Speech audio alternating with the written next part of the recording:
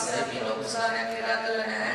මොකද අපිට අවසාන ලොකු උසාවියේ මැනවරුණා කොමිට් එකත් එක්ක ක්වොලිෆයර් රවුන්ඩ් එක ශ්‍රී ලංකාවට බැරි වෙච්ච නිසා අපේ රැන්කින්ස් උත් එක්ක අවුරුදු 8කට පස්සේ තමයි අපි ආව වර්ල්ඩ් කප් එක ශ්‍රී ලංකාවට කරන්නේ. මම හිතන්නේ ගොඩක් දේවල් අපි සැක්‍රිෆයිස් කරලා ගොඩක් මහන්සි වෙනවා මෙතනට එන්න. මොකද අපි ඔටෝමැටිකලි ක්වොලිෆයි වුණා වර්ල්ඩ් කප් එකට. අපිට ක්වොලිෆයර් ශ්‍රී ලංකාවට ඕනේ නැහැ මේ පාර. ඒකට හේතුව ගොඩක් හොඳ ශ්‍රී ලංකාවේ ඉඳන් ස්ටාර්ස් එකකට දෙක. ඉන්දියාවේ ගොඩක් හොඳ මානසිකත්වයකින් ඉන්නවා.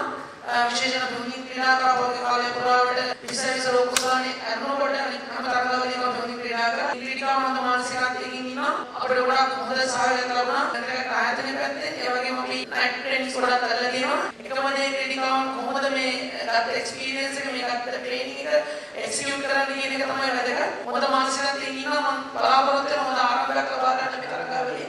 අපි දන්නවා ඉන්දියාවත් එක්ක මේ තරගවලදී පළවෙනි ක්‍රීඩා කරන්න තියෙන්නේ මොකද මේ ටූර්නමන්ට් එකේ ෆේවරිට් ටීම් දෙකකින් එකක් තමයි ඉන්දියාව කියන්නේ ඒක හොස් කරන්නේ. ලොකු තරගයක් මම හිතනවා අපි සාහලෙන් ක්‍රීඩා කරන්න බලාපොරොත්තු වෙනවා. මොකද අපිට ලොකු ප්‍රෙෂර් එකක් නැහැ.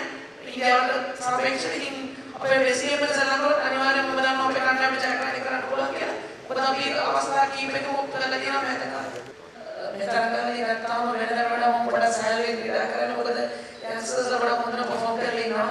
ආශිතා විශ්මි අවිෂය වලම අපතේ ඉන්නවා. ඒ නිසා වෙනදාට වඩා මට සාහලෙන් සෙල්ලම් කරන්න පුළුවන්. මම මගේ සුපුරුදු ගේම් එක සෙල්ලම් කරන්න බලාපොරොත්තු වෙනවා පවර් ප්ලේ එකේ. පස්සේ මට මොකද කරන්න පුළුවන් ඩැමේජ් එක කියන එක තමයි වැදගත්. කොහොමද මම මගේ ස්මාර්ට් කරලා ඊළඟ ඕවර 40 සෙල්ලම් කරන්නේ කියන එක. ඉතින් මගේ නැචරල් ගේම් එක මම පළවෙනි ඕවර දාලා සෙල්ලම් කරන්න බලාපොරොත්තු වෙන්නේ. ලොකු ටාගට්ස් නැහැ. මගේ එකම ඩ්‍රීම් එක තමයි ටීම් එක කොහොමද සෙමි ෆයිනල් එකට ගේන්නේ කියන එක. මොකද මම රිටයර් වෙන්න කලින් මට ඕනි ලංකාව සෙමි ෆයිනල් එකට ගේන්න. සෙමි ෆයිනල් එකේ